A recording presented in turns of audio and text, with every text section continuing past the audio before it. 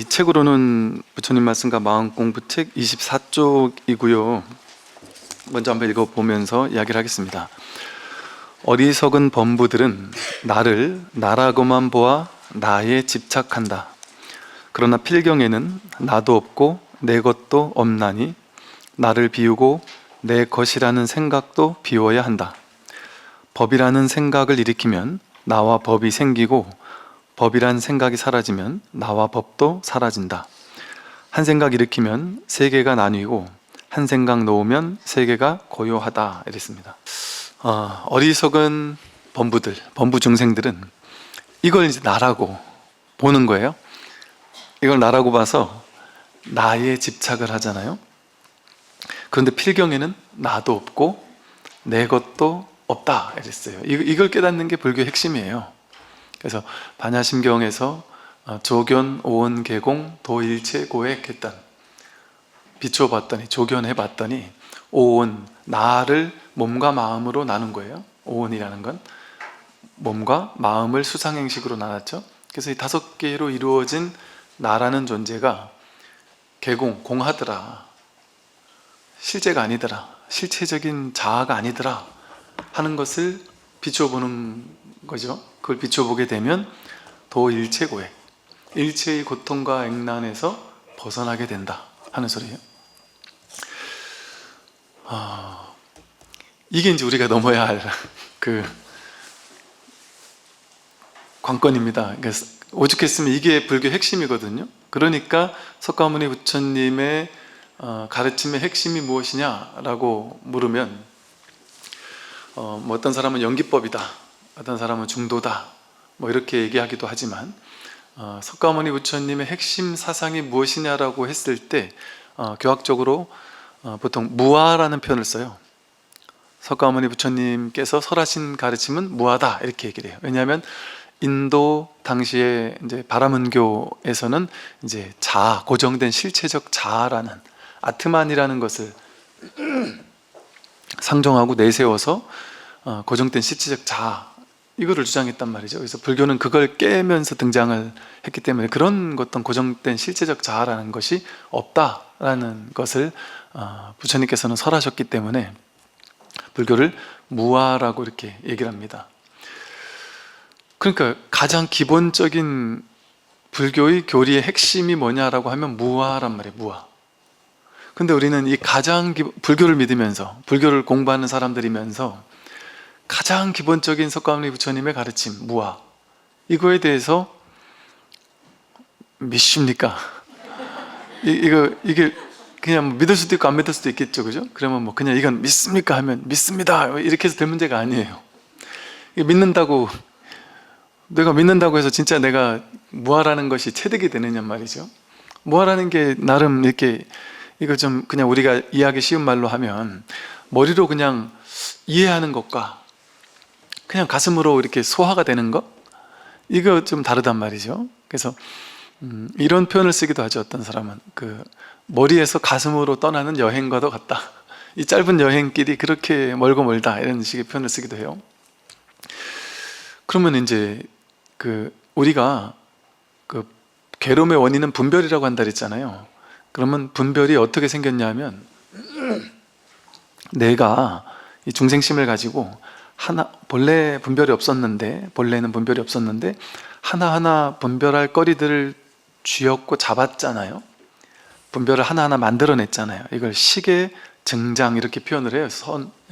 니까야 아함경 경전에서는 분별심을 식이라 그러거든요. 식자, 아는 마음, 분별심을 계속 살면서 증장시킨다는 거죠. 키워간다는 거죠. 그래서 이걸 또다시 말하면 분별심, 오온에서 제일 대표가 식이거든요. 색수상행 식, 그러니까 식. 그래서 식이 마음의 왕이다 그래서 법화불교에서는 이거 심왕이라 했단 말이에요. 그러니까 오온 가운데 제일 핵심이 식이에요. 그래서 식이 증장하듯이 오온이 쌓인다 그랬단 말이에요. 오온이 쌓여서 오취온이라고 하는 거예요. 우리가 나라고 여기는 거를 불교에서는 오취온이라고 불러요. 그러면 여러분 내가 쌓입니까? 이 몸이 뭐 자꾸 쌓이고, 물론 어릴 때보다는 이제 몸이 더 커져서 뭔가 뭐 쌓인 것 같겠지만, 오취온을 나라고 한다라는 것은 몸과 느낌, 생각, 의지, 의식이라는 이 오온이 자꾸 쌓인다는 소리잖아요. 이게 무슨 말이냐면 나라고 여기는 허망한 망상을 이 5가지가 나야 라고 생각한 다음에 나에 대한 허망한 관념들을 자꾸 쌓아간다는 얘기거든요. 진짜 내가 쌓이는 게 아니라 나에 대한 허망한 관념들이 쌓여간다는 거예요. 그럼 그 관념들이 쌓여갈 때 누가 그 관념을 쌓아갔어요? 내가 중생심을 가지고 분별을 하나하나 붙잡았잖아요. 그죠? 그러면 불교의 핵심은 우리가 알기로 깨달음 이러니까 열반, 해탈 이러니까 열반, 해탈은 막 어마어마한 대단한 것이고 그건 저 깨달음을 얻은 부처님 같은 분만 알 수 있는 것이고 또 그것은 이 범부 중생들과는 완전히 거리가 먼 것이라고 생각을 해요.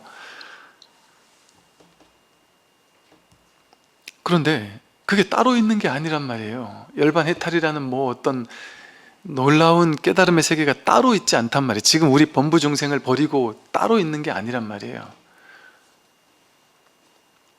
그러니까 이 범부 중생들이 우리가 그러니까 이런 말이죠. 생활 법문 이제 어디서 법회해달라고 하면은 늘 어떤 얘기를 해드릴까요? 주제를 이러면 그 어려운 건 안 되고 그냥 쉬운 거 이렇게 생활 법문 쉬운 얘기 해주세요. 이런 얘기를 많이 하거든요. 우리는 생활 법문은 쉬운 거니까 깨달은 거는 상관이 없다. 이렇게 생각하기 쉬워요. 근데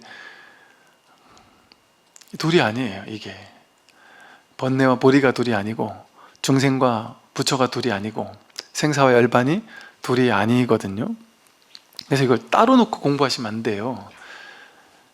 수준 낮은 어떤 생활불교 따로 있고 뭐 깨달음이 따로 있다 이렇게 생각할 게 없단 말이죠. 즉 이제 보세요. 분별을 누가 했느냐? 이게 이 텅 빈 공의 상태에서 내가 중생심을 가지고 하나씩 취했잖아요. 취한 건 내가 한 거죠. 중생이 한 거란 말이에요. 범부 중생이 이걸 취했어요. 쌓았어요. 그럼 이게 쌓아놓은 걸 나라고 착각했단 말이에요. 그럼 이거를 깨는 건 누가 할까요? 깨는 것도 내가 해야 된단 말이에요.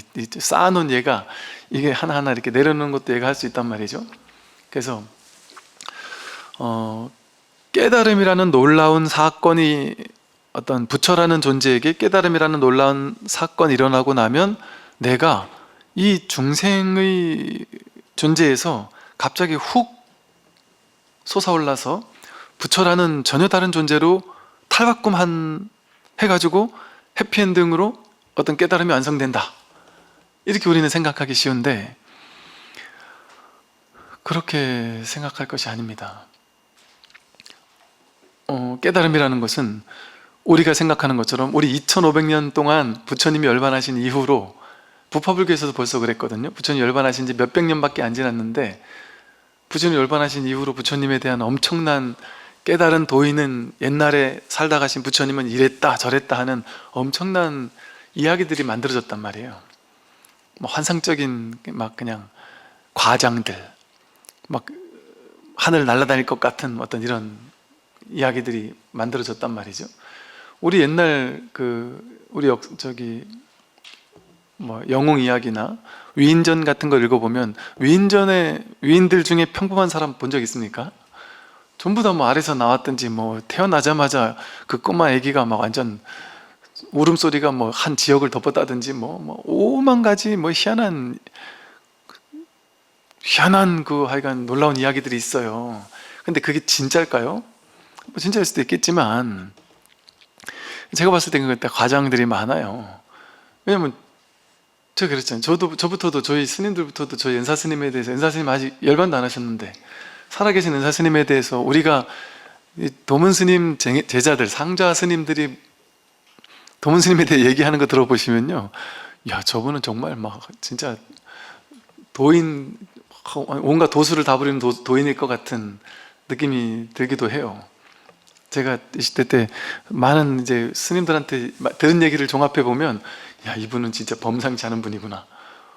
뭐 오만 가지 신통력을 막 쓰시는 걸로 저는 알고 있었거든요. 왜냐면 스님들이 그렇게 얘기를 하니까.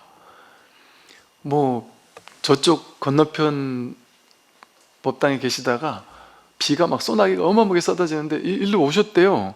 근데 법당으로 문에 들어왔는데 보니까 비가 한 방울 안 맞았다는 거예요. 그런 얘기를 들었었어요. 그래서 스님들이 그냥 그런 얘기를 하고, 뭐 무슨 남산 천룡사 땅을 살 때는 그 노파 할아버지가 그 누구에게도 안 팔려고 했는데, 내가 돈을 좀 더 줄 테니까 팔아라 해도 안 팔라고 했는데, 나는 이 땅은 구군이 달린 땅이라서 아무에게나 팔면 안 되고 도인에게만 팔아야 된다. 그럼 누가 도인이냐 그랬더니, 저 하늘에 있는 해를 갈라놓으면 내가 도인으로 인정하겠다. 그런데 스님이 이렇게 왔는데 그 할아버지가 막 쫓아와가지고 큰 스님 하면서 팔겠다 그랬다는 거예요. 그래서 그 옆에 있는 상자 스님이 하늘을 봤더니 구름이 이렇게 와가지고 태양을 탁 가게하게 찢어놓은 것처럼 탁 됐다, 뭐 이런 거에서부터, 뭐 또 어떤 스님은 백두산 천지에 갔더니 구름이 너무 많아가지고 앞이 하나도 보이지 않더라는 거죠. 은사 스님이 주장자를 들고 탁 이게 진언을 이렇게 외웠더니, 이게 그냥 우연의 일치로 이렇게 좀 어쩌다가 이게 될 수는 있잖아요. 근데 이 우연의 일치가 절대 아니다 이러면서, 그분 표현에 의하면, 그 스님 표현에 의하면, 이 진언을 염송하면서부터 이거는 사람이 할 수 없는 일이 벌어졌다. 왜 그러냐니까, 구름이 이렇게 열리기 시작하는 게 그냥 이렇게 흩어진 게 아니라 이게 촥 뭐 이러면서 이렇게 열리더래요. 막 혹시나 이거 들으시면 또 안 들으시겠죠. 그런 뭐 온갖 이야기들이 많아요. 그리고 뭐 하여간 신통자제한 이런 이야기들이 많거든요. 그러면 하물며 우리 은사 스님도 그러신데, 부처님에 대해서 얼마나 어마어마한 신통자제한 이야기들이 후세들에 의해서 만들어졌겠어요. 제가 만나봤던 그 진짜 깨달았다, 도인이다 하는 사람들, 그 어른 스님들이나 이런 분들 뵈면요, 진짜 제가 그 조주 스님의 12시가 한번 강의 영상을 유튜브에 올려놓은 적이 있어요. 딱 그러해요. 조주 스님의 12시가를 보면 그냥 이게 동네 할아버지란 말이에요, 그냥. 그런데 조주 스님 하면 고불이라고 해서, 조주 고불이라고 해서 옛 부처다, 정말 부처 같은 분이다라고 이렇게 공부인들에게는 알려져 있단 말이에요. 근데 그분의 일상, 현실을 보면, 동네 마을 노파가 맨날 우리 절에 와가지고 보지도 하나 안 하고, 나는 절에 돈도 없고 밥도 없고 있는데 죽겠는데 와가지고 뭐 뜯어가기나 하고, 뭐 차 빌려가고, 그러면서 막 그냥 툴툴거리기도 하고, 그냥 동네 사람하고 똑같단 말이에요. 여러분이 깨달으면 어떻게 될까요? 여러분이 깨달으면, 내가 오늘은 이제 애 밥 해주는 주부였다가 이제 내일 깨닫고 나면 이제 갑자기 힘이 딱 들어가서 아들에게, 남편에게, 아들아, 난 이제 열애다, 부처다, 나에게 밥하라는 얘기 하지 마라. 너가 나에게 밥을 해서 공양을 올려라. 나는 이제 부처요. 이러겠냔 말이에요. 오늘 깨달았고 나면 내일 또 아침에 빨래하고 밥하고 설거지하고 해야 되지 않겠습니까? 당연히 그렇게 해야죠. 그러니까 이게 무슨 말이냐면요, 깨닫고 나면 현실이 놀랍게 바뀔 것이다. 이건 뭐 무조건 100% 틀렸다고 말하는 건 또 정도에 어긋나는데, 이게 100% 틀렸다고 말할 수도 없지만 이게 100% 맞았다고도 할 수 없어요. 깨닫고 난다고 갑자기 병이 났고 도수를 부리고 뭐 안 보이던 게 보이고 갑자기 뭐 기술이 늘어나고 이러는 게 아니에요. 저도 어릴 때 그 생각했거든요. 20대 때는, 야, 지금 부처님 한 분이 나타나면, 야, 그 부처님을 삼성전자 고문으로 딱 앉히면 그 연구하다가 모르는 거 부처님에게 물어보면 막 착착착 다 얘기해 주겠다. 모든 회사 다니면서 진짜 부처님 한 분만 나타나면 막 그냥 어마어마한 기술의 발전도 이루겠다, 이런 식으로 생각한 적이 있었어요. 어릴 때는 진짜 어리석었던 거죠. 그걸 어떻게 하겠습니까? 부처님이. 그거는 과학자들이 아는 거죠. 그 부처님 생애를 보면 그렇잖아요. 부처님 생애가 깨닫고 나서 부처님이 막 화려해지고 뭔가 인생이 막 확확 풀리고 뭔가 막 원하는 대로 뜻대로 다 되기만 했느냐 말이죠. 그게 아니죠. 그런 부분도 있지만 그렇지 않은 부분도 많았죠. 부처님을 모함하고 욕하고 아주 처절한 괴로움도 생겼고, 부처님 고향도 멸망해서 다 죽었죠. 상수제자가 먼저 죽었고, 한 명은 칼에 맞아 죽기도 했고, 외도들에게. 제가 처음 출가했을 때 은사 스님 절에 다 가서 뿌듯했어요. 이런 도인 스님 밑에서 내가 출가를 했다니 하면서, 보통 은사 스님이 워낙 이제 우리 어른 스님이시다 보니까 상좌 스님들이 다 상자를 받았다 보니까 은사 스님은 상자 안 받은 지 오래됐는데, 제가 갔는데 스님이 10몇 년도 안 받은 지 더 됐는데 갑자기 저보고, 저는 상상도 안 했거든요. 근데 갑자기, 당연히 이제 은사 스님의 상좌 중에 누구 한 명에게 이제 출가하라고 할 줄 알았는데, 당신이 너 혹시 내 상자할 마음 있냐 이렇게 물어보시는 거예요. 그래서 왠지 그때 이제 마음속에서 제 분별에, 이야, 이 스님이 나의 진가를 알아보시는 거야. 그러고 이제 나를 특별히 이렇게 간택하셨구나. 이야, 나는 참 진짜 복도 많은 사람이다. 뭐 이런 어떤 상을 가지고 막 어깨 힘이 들어가고 있었단 말이죠. 그런 식으로 우리는 뭔가 이렇게 의미부여를 자꾸 이렇게 하려고 그런단 말이에요. 그게 뭐 다른 뭐가 있지 않아요. 이제 여러분이 만약에 공부가 됐다 그러면 부처님하고 똑같아요. 부처님도 똑같이 현실은 자기 현실의 업의 세계 있잖아요. 꿈의 세계는 꿈의 스토리대로, 인과의 스토리대로 그냥 지금처럼 가는 거예요. 그러니까 직장인들은 그대로 직장 가야 되고, 주부는 그대로 계속 밥하고 빨래하고 해야 되고, 내 마음이 걸림없이 자지해지는 거지, 현실이 막 그냥 갑자기 나아지고 그런 거 아니에요. 그렇다고 해서 현실이 나아지지 않는 것도 아니에요. 왜냐하면 대부분 우리는 분별을 가지고, 분별을 주인 삼아서 하지도 않아도 되는 고민을 잔뜩 끌어안고 살잖아요. 전혀 고민할 필요가 없는데 그냥 머릿속으로 하루 종일 생각 속에 사로잡혀 사니까, 5만 가지 생각이 일어난다 그러듯이 5만 가지 생각 속에서 끌어안고 사니까 그 생각이 나를 괴롭히는 일이 너무 많거든요. 그래서 그 생각이 내 몸에 병을 가지고 오는 것도 너무 많아요. 그러니까 이제 그런 거에서 가벼워지니까 저절로 몸에 병도 낫는 부수작용이 일어날 수는 있어요. 몸에 병도 낫고, 근데 괴로운 일이 별로 없어지고, 남들이 날 욕할 것도 별로 없어지고, 뭐 그냥 이렇게 순탄한 것처럼 느껴지는 현실적인 변화가 많이 일어날 수 있어요. 그런 부수작용들이. 그러나 그게 필수인 것은 아니에요. 그리고 그게 반드시 좋은 쪽으로만 일어나진 않을 수도 있는 거죠. 오히려 이제 제가 어떤 이제 그 두 분하고 같이 대화를 나누는데, 두 분 다 이제 이 자리를 확인하고 한 몇 년 공부를 꾸준히 하신 분이셔요. 그래서 공부가 상당히 좀 나름 많이 돼 있는 분이셔요. 그래서 이제 그러고 나서 어떻게 바뀌었느냐 하고 이제 물었어요. 근데 그분 이제 다른 옆에 있는 사람들한테 물었더니, 이제 분이 그러셔요. 아니, 이분이 전하고, 당신은 말하지 마시고 그 옆에 있는 같이 직장 생활 몇 년 같이 했던 분이라 그러길래, 이분이 진짜 바뀐 게 맞냐, 어떻게 바뀌었냐를 물어봤죠. 그때 이제 그 직원분이 하는 얘기가, 이분이 이 공부하기 전에는, 이 공부한다고 뭐 이렇게 왔다 갔다 하기 전에는 정말 날카롭고 아주 세고, 뭐 조금 완벽주의가 있어가지고 조금만 뭐 잘못하면 밑에 사람들한테 막 불같이 화를 내는데, 이 사람이 불같이 화를 내면 전부 다 막 그냥 긴장을 하고 무서워가지고 벌벌 떨고, 너무 예민한 성격이었다는 거예요. 그 완벽주의도 많았고, 그러니까 본인도 너무 힘들어 죽을 것 같은 괴로움이 스스로를 올가맨 거죠. 그러니까 너무 막 자살 시도도 하려 했고, 막 너무 힘들어 하다가 이렇게 못 살겠다 싶어서 이제 이 공부를 했다 그러거든요. 근데 이 공부를 하다가 이제 거의 뭐 하루에, 많이 들을 땐 하루에 10몇 시간을 법문을 들었대요. 그러다가 문득 이 자리를 확인하고 나니까 정말 너무 가벼워지고 너무 자유로워졌는데, 그 옆에 있는 분 말이 그러세요. 이분이 지금 달라진 게 뭐가 달라졌냐, 그때는 첫째 눈빛 자체가 표독스러워가지고 뭔가 막 무서운 막 살기 같은 게 느껴지고, 막 화만 냈다 하면 전부 다 긴장을 해서 막 그랬는 분위기였는데, 지금은 눈동자가 선해졌다고, 전혀 화를 내지가 않고 되게 부드러워지고 유해져가지고 그냥 이럴 수도 있고 저럴 수도 있고, 옛날 같은 큰일 날 것 같은 거, 완벽주의 같은 게 상당히 유해져서 뭐 잘 못할 수도 있고 잘할 수도 있지, 뭐 그냥 최선을 다해서 열심히 살기만 하자. 그래서 되게 분위기가, 우리 부서 분위기가, 우리 팀장님이 마음이 바뀌고 나니까 부서 분위기가 너무 좋게 바뀌었대요. 그러면서 그 부서원들이 그런 얘기를 한대요.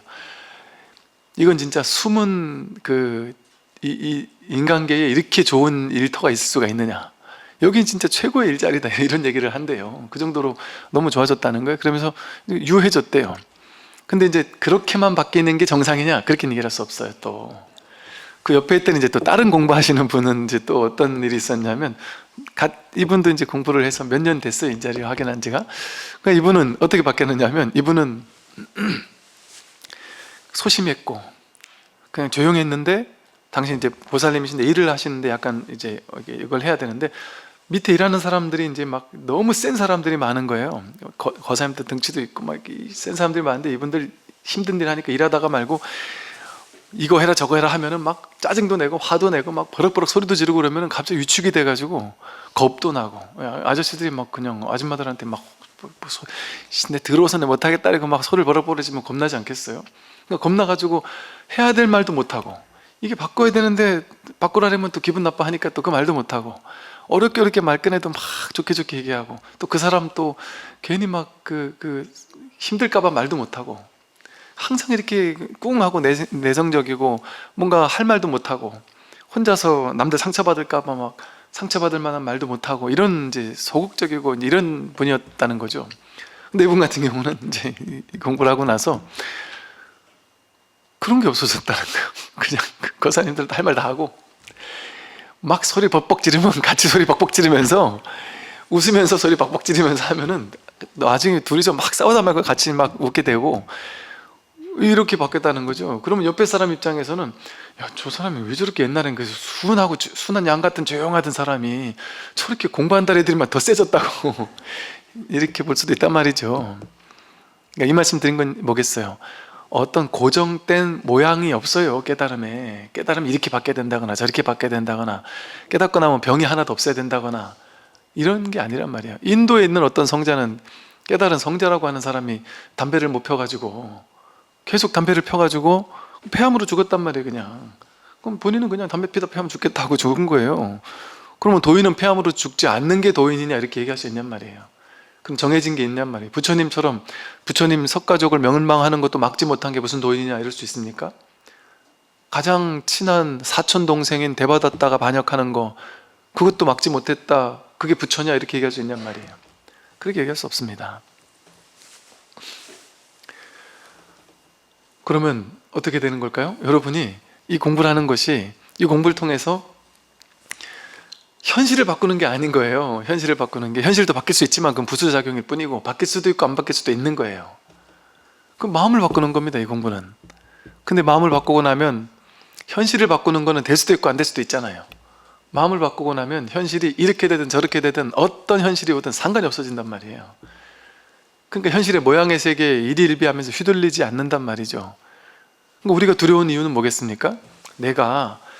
나는 너무 늙으면 안 돼, 돈 없어지면 안 돼, 이러다가 뭐 잘못되면 어쩌지, 뭐 미래에 대한 막연한 두려움들 있잖아요. 죽고 나서 지옥 가면 어쩌지, 뭐 온갖 미래에 대한 두려움들, 자식이 잘못되면 어쩌지, 이러다가 뭐 교통사고나 나면 어쩌지, 막 온갖 두려움이 있단 말이에요. 왜? 내 기준이 있으니까. 이렇게는 돼야 되고 이렇게는 되면 안 되라는 기준이 있으니까. 근데 그 기준이 없으면 어떨까요? 아무 문제가 없어요. 기대할 게 없고 바랄 게 없어요. 늘 원망구족이에요, 그냥. 그러니까 그렇게 바뀌는 것이지, 내가 원하고 있는 어떤 기준, 삶의 어떤 내가 달성해야 될 목표, 이런 것들에 대한 집착이 있으면 그거는 불가능한 거죠.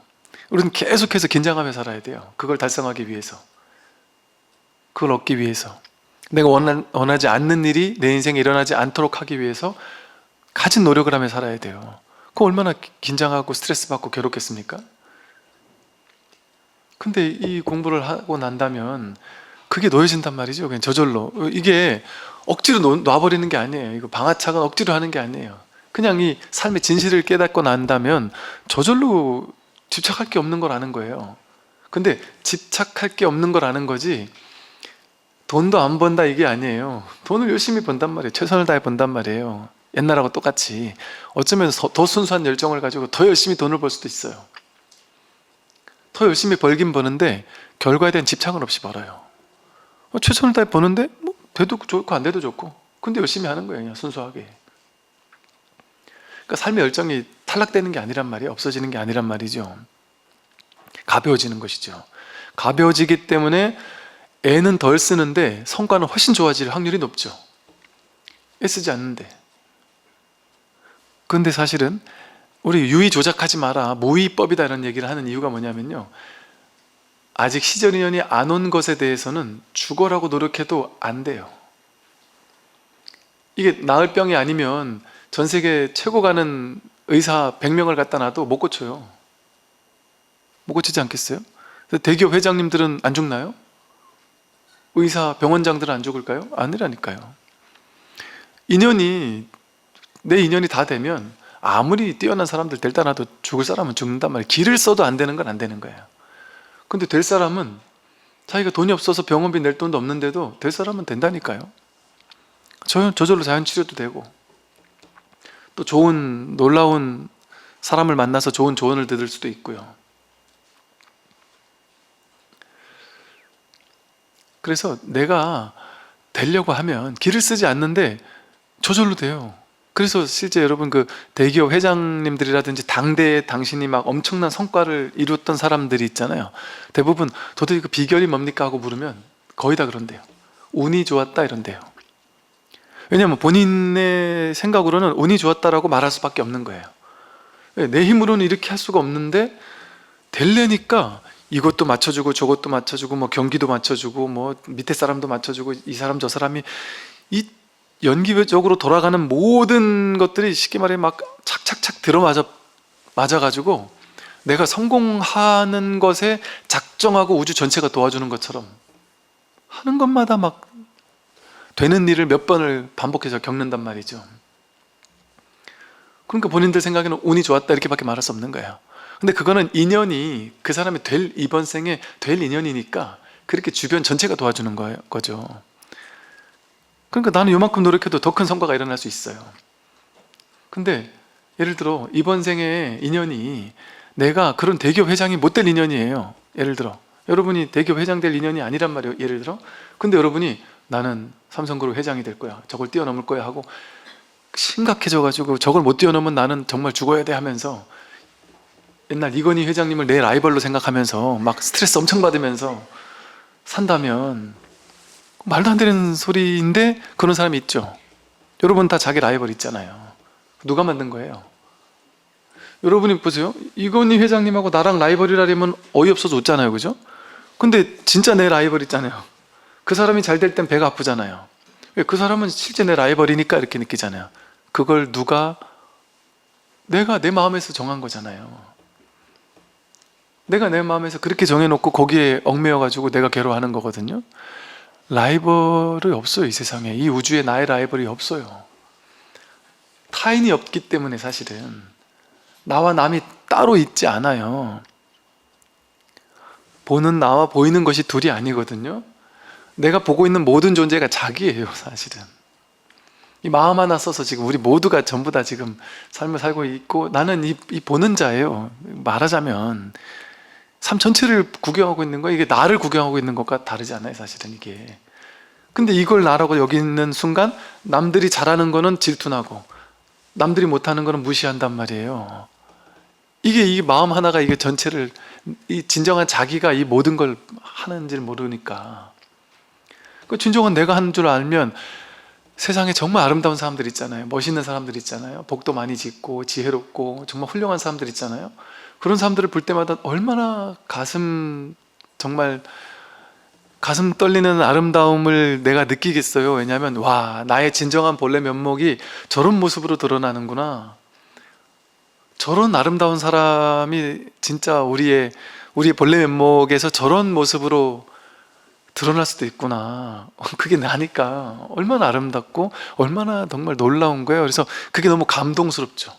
와, 저런 아름다운 사람이 이 세상에 존재한다는 것이 너무 내 일처럼 감동스럽죠. 그게 내 일이니까. 그게 나의 일이에요. 그래서 그걸 진짜 나의 일이라고, 이게 둘이 아닌 불이법에 통달하게 된다면 그게 진짜 내 일이 돼버려요. 말하자면 그게 쉽게 설명하는 거예요. 세상 사람 여러분 살다 보면 세상에 정말 멋있는 사람들 있잖아요. 멋있다는 게 겉모습이 멋있는 게 아니라 사람의 삶의 방식, 마음 쓰는 방법, 그 사람의 어떤 존재 자체가 정말 아름답고 거룩하고 멋있는 사람들 있잖아요. 그런 사람들 보면 너무 하다못해 가수가 노래 부를 때 정말 너무 아름답게, 정말 그 가수의 노래 하나에 진심에서 우러나온 그 노래 한 곡이 내 가슴을 탁 울리면서 그 가수가 그렇게 아름답게 느껴질 때도 있잖아요. 그런 것처럼 또 어떤 사람이 복을 짓고 뭔가 베풀었는데 그 사람의 삶의 방식을 보면 정말 너무 정말 멋있고 아름답고 성격도 너무 좋고 이런 사람들이 있거든요. 그럴 때 보면 우리가 너무 아름답잖아요. 근데 그게 자기라니까요. 나의 일부분을 보고 있는 거예요 지금. 근데 이 아상 때문에 그게 난 줄 모르고 이 아상이 이것만 난주하니까 그걸 보면 질투를 느껴요. 그러지 못하는 내가 쪼그라드는 것 같고 저놈은 그래 닌 잘났다 이렇게 질투를 느끼고 진심으로 기뻐해 내일처럼 기뻐해 주질 못해요. 수희 찬탄을 해주지 못해요. 이것만 난주 알고 그거는 닌 잘난 놈이니까 그렇게 하는구나 그리고 질투를 한단 말이에요. 이건 정말 내일이거든요 정말. 그래서 너무 이 아름다운 이 지구별 속에 이 모든 존재들이 너무 아름다워요. 그럼 반대로 너무 못났고 정말 나쁜 짓 하고 정말 온갖 나쁜 짓이라고 다 하는 사람들 있잖아요. 그걸 보면 어떨까요? 굳이 그 사람 예를 들어 이제 사이코패스가 됐든 뭔가 문제가 많은 사람 옆에 가면 내가 거기 잘못 꼬여들면 내 인생도 같이 끌려갈 수 있으니까 그걸 그럼에도 불구하고 자비심이라는 게 그런 사람이라고 해서 내가 아무리 사이코패스라도 가가지고 무조건 인연을 맺고 어떻게 해줘야 된다 이 소리가 아니에요. 무슨 그 전문가들 얘기를 들어보면 그런 사람들하고는 인연을 맺지 않고 일단 피해야 된다 이렇게 얘기를 하더라고요. 상식적으로 움직이지 않는 인연 때문에 일단 피하는 게 낫다 이렇게 얘기를 한단 말이죠. 그러니까 그러면 자비심이라고 해서 그런 사람들에게도 너도 내 자식이다 하고 가서 막 그게 자비심이라는 게 아니란 말이에요. 그러나 마음 한가운데서 내가 직접 가서 막 그러진 않을 값이라도 그걸 내가 진심으로 측은해 한단 말이에요. 진심으로 안타까워하고 안쓰러워하고 내가 다 도와줄 수 있는 건 아니지만 내가 그나마 할 수 있는 최선의 노력은 뭘까? 그런 게 있다면 작게나마 도와줄 수 있는 것을 하게 돼요. 물론 그런다고 해서 뭐 무조건 이 세상 모든 사람이 전부 다 내 자식처럼 느껴지는 게 아니에요. 거리를 띄워야 될 사람은 띄워야 되고 내 인연을 주지 말아야 될 사람 주지 말아야 돼. 그건 알아서 분별은 다 하되 하면서도 마음 근원에서는 그 사람이 잘 되기를 진심으로 축원하고 발언하고 그 사람에게 작은 도움이라도 주고 싶어 해요. 왜? 그게 나예요. 그게 나의 내 성격에 좋은 부분이 있고 내 성격에 나쁜 부분이 있잖아요. 그게 내 성격에 나쁜 부분이 그렇게 투영된 화신이거든요. 그러니까 그 사람을 어떤 방법으로는 내가 돕는다라는 거는 내 마음에 어떤 안 좋은 부분들을 돕고 있는 것과 다르지 않거든요 사실은. 이런 얘기가 옛날에도 이런 얘기를 많이 했던 것 같아요. 옛날에 했던 얘기는 그냥 이렇게 교리적으로 하는 설명이었어요. 그 둘이 아니에요. 그냥 잘난 사람도 나와 둘이 아니고 못난 놈도 나랑 둘이 아니에요. 이렇게 교리적으로 동체 대비심을 일으키셔야 돼요. 이렇게만 얘기했단 말이에요. 그건 교리가 아니더라고요 이게. 그냥 머리에서 이렇게 교리를 공부해가지고 이렇게 그래야 된다라고 설명드리는 게 아니에요. 그냥 가슴에서 그렇게 느껴지기 시작해요. 이게 정말 동체 대비심, 내가 보는 내가 있고 보이는 것이 있어, 이게 아니에요. 주관객관이 둘로 나뉘어 있지 않아요. 보는 전체가 자기예요. 보는 나와 보이는 것이 둘이 아니에요. 이 세상 전체가 통으로 하나예요. 통으로 자기예요. 그러니 그 못난 사람도 부처고 잘난 사람도 부처예요. 이 부처 하나를 써서 못난 짓을 하고 있고 부처 하나를 써서 잘난 짓을 하고 있단 말이에요. 그래서요, 이 공부를 하고 나더라도 그냥 지금 살고 있는 대로 사는 거예요. 지금 살고 있는 대로.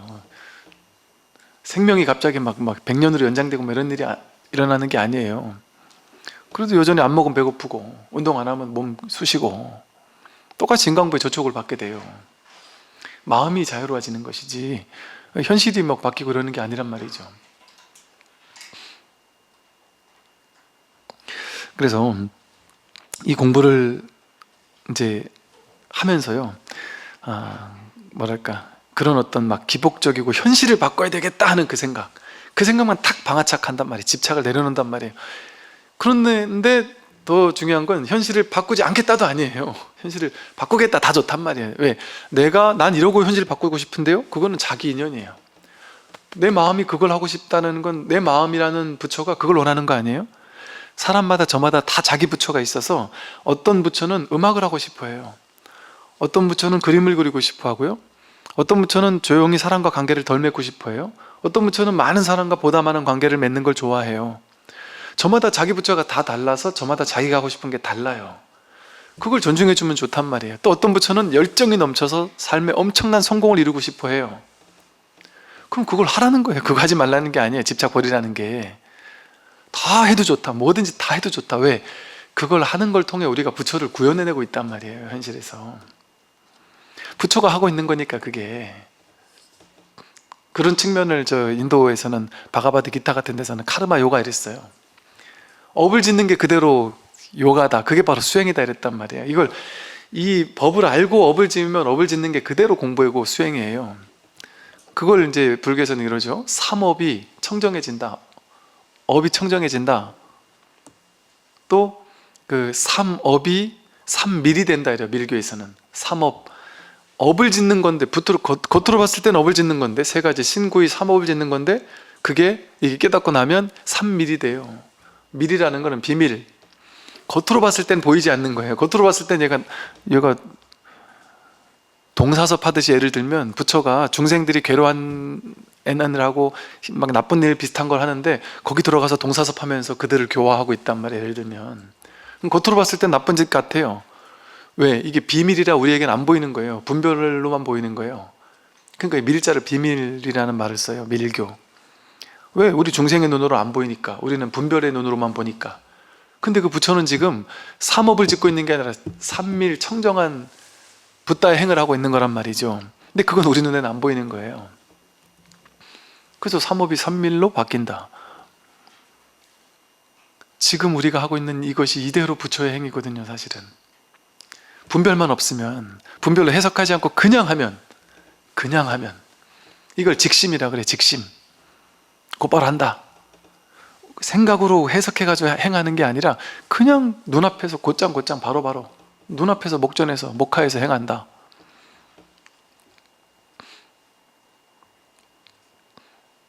또 중국에서 보면 덕이라는 말 있잖아요. 덕이라는 말. 도덕경 같은데 덕을 붙이잖아요. 그 도와 덕 이러잖아요. 근데 그 덕이라는 말의 어원이 직심이거든요. 직심. 그걸 어원을 캐보면 이게 곧 직자의 마음 심자라 그래요. 곧바로 행하는 마음, 이게 이제 육조 스님이 말한 직심이에요. 직심. 이게 왜곡해서 분별로 하는 마음이 아니라 곧장 이 마음을 얘기한다면, 곧장 이 마음을 앞에, 덕자는 앞에 행이 붙는다면 행이, 곧장 이 마음을 실천하는 게 덕이에요. 이 깨달은 마음을 실천하는 게 덕이 있거든요. 복덕구족한. 그래서 이제 중요한 점은 현실을 나다운 방식으로 변화시키려고 애쓰는 거 좋습니다. 정치는 정치하는 걸로 삶을 바꾸겠다. 경제는 경제 활동하는 걸 통해서 뭐든지 좋다. 내가 가슴 뛰는 걸 해도 좋다. 왜? 그건 내 부처가 원하는 거니까. 그런데 진짜 부처는 그 모든 걸 다 해요. 무엇이든 다 해요. 그러나 결과는 나에게 달리지 않았다는 걸 알아요. 이게 될 건 되고 안 될 건 안 될 거라는 걸 알아요. 그러니까 무엇이든 다 하고 원력도 가지고 뭐든지 다 하는데 무겁지가 않아요. 돼도 되고 안 돼도 되니까. 난 그냥 할 뿐이야. 온 우주 법계에 나는 나다운 삶을 통해서 기여하고 있을 뿐이야. 사실은 우리가 숨 쉬는 것만으로도 우주에 기여하고 있는 거예요. 나무는 산소를 뿜어내주고 이산화탄소를 들이쉬고 탄소를 뿜어내주는 걸 통해서 세상을 맑게 해주잖아요. 인간은 산소를 들이마시고 이산화탄소를 내보내는 걸 통해서 자연과 인간이 서로 순환을 하면서 서로 공생, 상생, 서로 살려주고 있는 중이거든요. 그러니까 존재 자체가 우리는 무한한 자비를 뿜어내고 있어요. 내가 식당에서 알바를 하고 있다. 그거 하나가, 식당에서 알바를 하고 있는 게 천한 일이 절대 아니라 그 알바, 설거지하는 알바 하나가 이걸 통해서 이 밥그릇으로 누군가는 밥을 먹고 하잖아요. 온 우주 법계라는 나를 지금까지 내가 살도록 무한히 도와주고 있는 이 법계의 하나의 어떤 톱니바퀴가 되어가지고 이 세상 전체를 내가 굴리고 있거든요. 이 톱니바퀴 하나가 빠지면 공장 전체가 안 돌아가는 거예요. 이 연기법이라는 우주 전체가 안 돌아간단 말이에요. 거기 나사 하나예요. 그러니까 이 나사 하나가 돌아가야 우주 전체가 돌아가는 그런 나사란 말이에요, 나는. 그러니까 둘이 아닌 거죠. 그러니까 자기답게 자기를 뽐내며 사는 거예요. 자기답게. 게으르지 않게 성심성의껏 열심히 하는 거예요. 그 불교는 게으르게 사는 게 아니에요. 무소유한다고 해서 게을러진다? 그건 어리석은 생각이에요. 더 열정적이 된다니까요. 최선을 다해요, 항상. 그런데 결과에 대한 집착이 없는 거예요. 그냥 그건 내 알 바 아니다. 그 하늘에 맡긴다 이러듯이 그게 내 맡기는 거예요. 그거는. 그러니까 무슨 일을 하면서도 부담이 없어요. 스트레스 없어요. 괴로움이 없어요. 가벼워요. 그리고 현실을 바꿔야 되겠다라는 마음은 있지만 현실을 내 뜻대로 바꾸겠다고 고집하진 않아요. 그러니까 인생 끝이란 말이에요. 끝. 더 이상 뭘 바라겠어요. 그냥 최선을 다해 열심히 매 순간 내 인연 따라 살면 되는 건데. 그러니까 인연 따라 사는 게 도예요. 그냥. 그러니까 옛날 큰 스님들 공부 많이 한 이제 도인 스님들 하는 말은 맨날 그래요. 인연 따라 내맡기고 산다. 스님 어떻게 사십니까? 그냥 인연을 만나면 베풀고 인연이 없으면 그냥 쉰다. 할 일 없으면 그냥 쉬고 할 일 있으면 그냥 일하고 인연을 만나면 그 인연에 응해서 베푸는 것뿐이란 말이죠. 그러면 이게 이제 무학이에요. 더 이상 배울 게 없어요. 이게 공부의 끝이거든요, 사실은. 이게 이제 이 내가 누군지에 대한 확인을 하고 나면 이게 저절로 이렇게 된단 말이에요. 저절로. 억지로 머리로 이렇게 한다고 해서 막 집착을 내려놔야지 한다고 해서 안 내려놔져요. 왠지 아세요? 이 몸이 나라고 마음이 나라고 굳게 믿고 있는 상태에서 내가 집착을 내려놔야지. 이게 무슨 말이냐면 이 몸이 나야. 이게 확실해. 이게 내가 아니라는 생각은 꿈에도 못한 채 이게 나야. 그런데 집착은 내려놔야 돼. 이게 되겠습니까? 이게 나한테 어떻게 내가 집착을 내려놓을 수 있어요? 절대 못 내려놔요. 근데 이게 내가 아니구나가 확 들어와 버리면 이게 내가 아니었구나라는 게 확 들어와 버리면 이 허공 법신이 전체가 나구나라는 게 그냥 확 와닿아 버리면 집착을 내려놓으려고 기를 쓰지 않아요. 애쓰지 않아요. 저절로 그냥 저절로 집착 다 부리면서 집착이 없는 하대함이 없는 삶을 살게 돼요. 묘한 일이 벌어지죠. 겉으로 봤을 땐 집착 그대로 하는데 저 사람?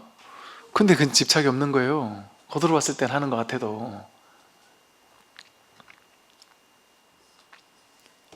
그래서 마치 뭐가 있냐면 내가 어떤 거 갖고 싶다가 여러분이 예를 들어 어떤 가방이 너무 갖고 싶었어요. 이게 명품인 줄 알았어요. 깜빡했어요. 그래서 명품인 줄 알고 이걸 너무 갖고 싶어서 막 집착을 엄청 했어요.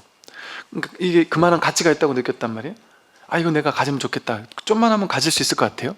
내가 가지려고 막 기를 쓰고 막 해서 야, 이거 나한테 줘라, 뭐 선물해 줘라, 막 온갖 노력을 하고 기를 쓰고 막 집착하다가 이거 너무 갖고 싶었는데 어느 날 누구한테 얘기를 들은 거예요. 야, 그거 그 걔가 그거 네 줄까 말까 하던 그 가방 그거 짝퉁이야, 짝퉁. 근데 지도 그게 짝퉁인지 모르고 있는 거야. 만약에 이걸 내가 알았어요. 짝퉁인지를 내가 알았어요. 그러면 여기 그렇게 목맬까요?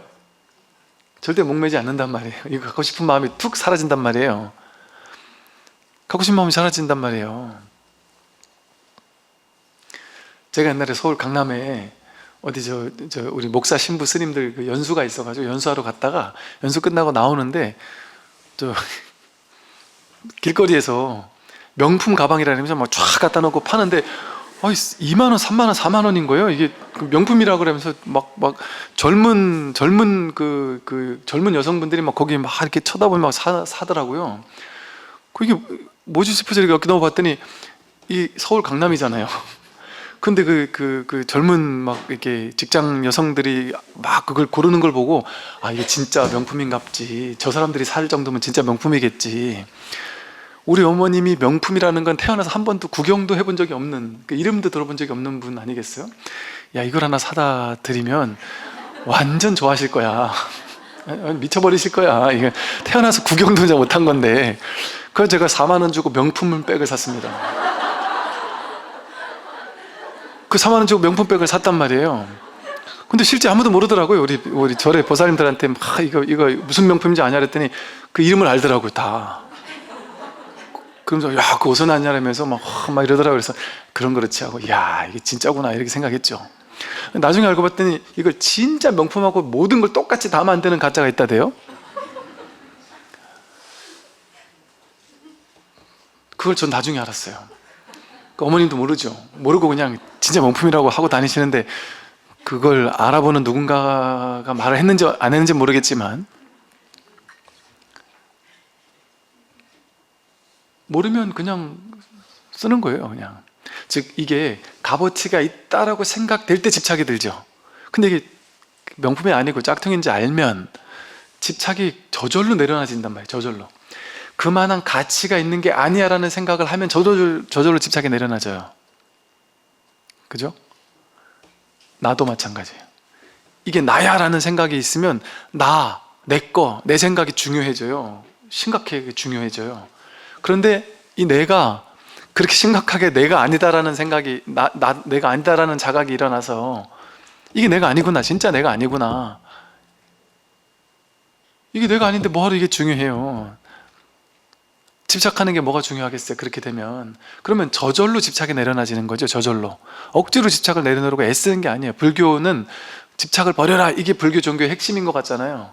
그러니까 집착을 버리세요 얘기를 하는 게 아니에요. 안 버려지는 걸 알아요. 집착 안 버려져요.